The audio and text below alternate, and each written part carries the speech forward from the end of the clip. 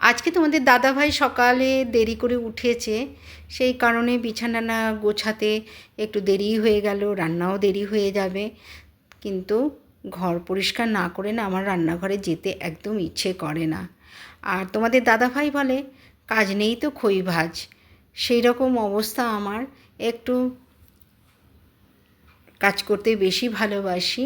তো দেখো ঘর দুয়ারগুলো একটু পরিষ্কার করে গুছিয়ে গেছি, তারপর রান্নাঘরে যাব। তা প্রত্যেকটা ঘর পরিষ্কার করা খুব চারটিখানি কথা নয়, প্রচুর সময় লাগে।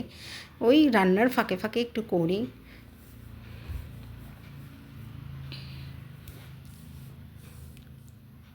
রিতার খুঁটিনাটিতে সকলকে অনেক অনেক স্বাগত। আশা করি তোমরা ভালো আছো, সুস্থ আছো। আমিও তোমাদের ভালোবাসায় খুবই ভালো আছি। তো আজকে সকালবেলায় খুব তাড়াতাড়ি উঠে পড়েছি, কারণ আমাদের যে পাশের বাড়ি আছে ভদ্রলোক, উনি একটু অসুস্থ হয়ে পড়েছেন। তো দেখলাম, ঘুম থেকে উঠেই দেখলাম যে একটা অ্যাম্বুলেন্স বাড়ির সামনে দাঁড়িয়ে আছে, আমাদের বাড়ির থেকে একটু কাছেই। যাই হোক, অ্যাম্বুলেন্স দাঁড়িয়ে আছে। আমি তো ভীষণ ভয় পেয়ে গেলাম। হ্যাঁ, কী ব্যাপার, অ্যাম্বুলেন্স দাঁড়িয়ে আছে, কার কী হলো? তারপরে একটু বেরিয়ে, ঘর থেকে বেরিয়ে জিজ্ঞেস করলাম, বললো যে পাশের বাড়ি কাকু অসুস্থ হয়ে পড়েছেন রাত্রিবেলা, ভোরের দিকে আর কি। তো তখন রাতের বেলা তো নিয়ে যাওয়া যায় না হসপিটালে। কিন্তু আমরা কিন্তু জানো তো হসপিটাল পাড়ায় থাকি, চারদিকে হসপিটাল, কী করে রাত্রিবেলা নিয়ে যাওয়া যায় না, এটা ঠিক আমি মেনে নিতে পারলাম না কথাটা।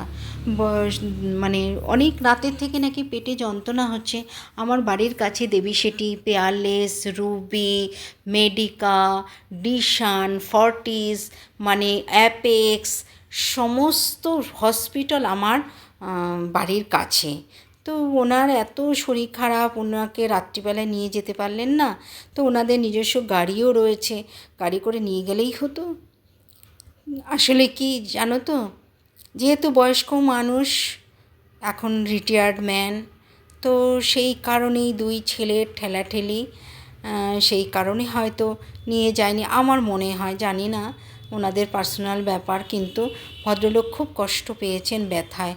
রাত্রিবেলা যখন তখন হসপিটাল নিয়ে যাওয়া যায়, কারণ এমার্জেন্সি সব সময় সব হসপিটালেই থাকে।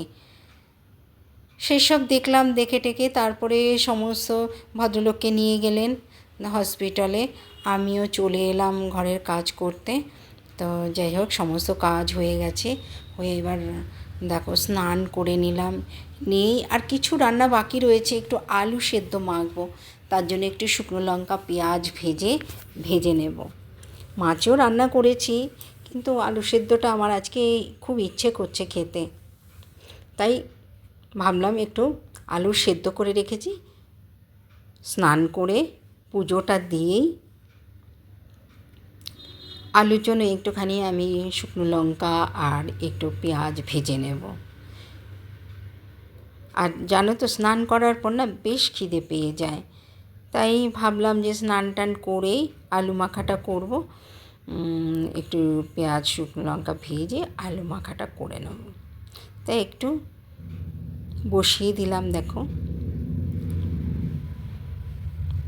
একটু ডাল করেছি, ডালের সঙ্গে একটু আলু সেদ্ধ মাখা খাবো, সেই কারণে আর কি রান্না করেছি তোমাদের কাছে শেয়ার করছি।